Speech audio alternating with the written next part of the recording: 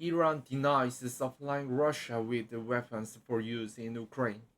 A police officer inspected parts of the unmanned area vehicle, what Ukrainian authorities consider to be an Iranian-made suicide drone or Shahid 136 at the site of a Russian strike on fuel stor- storage facilities in Kharkiv, Ukraine on October 6th.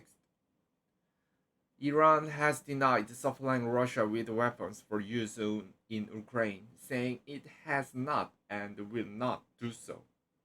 The denier, reportedly made in the phone call between Iran's foreign minister and his Portuguese counterpart on Friday, follows claims by Kiev and US intelligence that Russia is using Iranian made kamikaze drones in its attacks on Ukrainian territory. The Iranian government said its foreign minister Hussein Amir-Abdollahian emphasized in the call once again that Tehran has not and will not provide any weapon to be used in Ukraine war.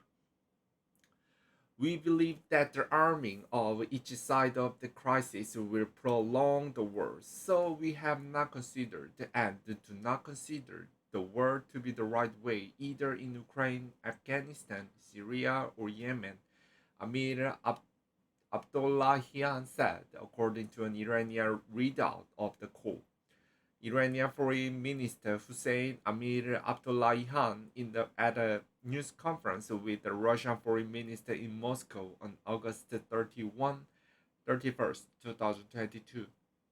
The Portuguese government said its Foreign Minister João Gomes Cravinho had expressed concerns about the recently reported evidence on the use of Iranian drones by the Russian Federation in Ukrainian territory and stressed the need for the Iranian authorities to ensure that this equipment is not supplied to Russia.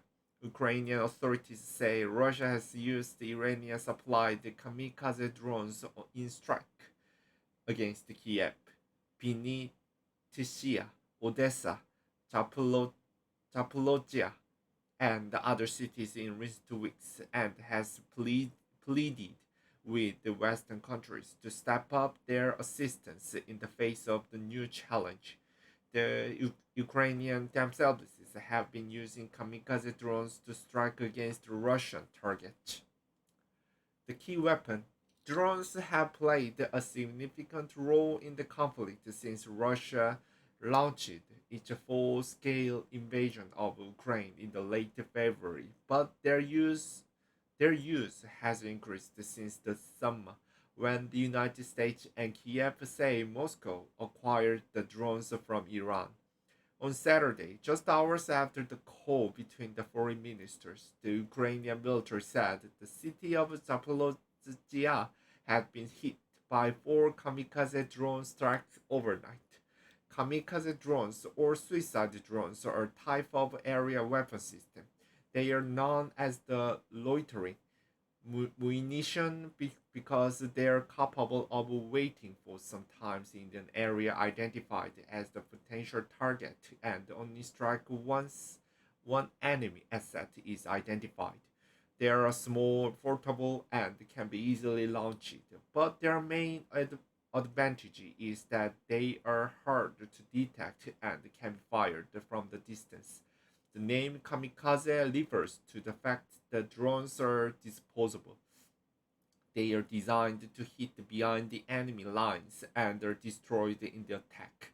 Unlike the more traditional, larger and faster military drones that return home after dropping missiles, US officials told CNN in July that Iran had begun showcasing Shahid series drones to Russia at Kashan airfield south of Tehran the previous month. The drones are capable of carrying precision guided missiles and have a payload of approximately 50 kilograms, 110 pounds. In August, US officials said Russia had bought these drones and was training its forces how to use them. According to Russia's President Volodymyr Zelensky, Russia has ordered 2,400 Shahed 136 drones from Iran. Protest discussed. According to Portuguese account of the foreign minister's call, the pair also discussed the protests that had been sweeping Iran since the death of Mahsa Amini, a young woman who died after being detained by morality police in September and accused of violating the country's conservative dress code. Amini's death has sparked an outpouring anger over issues ranging from women's rights and freedoms in the Islamic Republic to the continuing and crippling impact of sanctions. Minister Joan Cravino reiterated that the existence of Iranian registration repress to women's rights is at the basis of the recent event that in that country and appealed to the Iranian authorities to give a positive signal in the promotion of women's rights. Read the Portuguese readout of the call. Kostan Nechipolenko, Josh Pennington, and Hida Chan contributed to this report.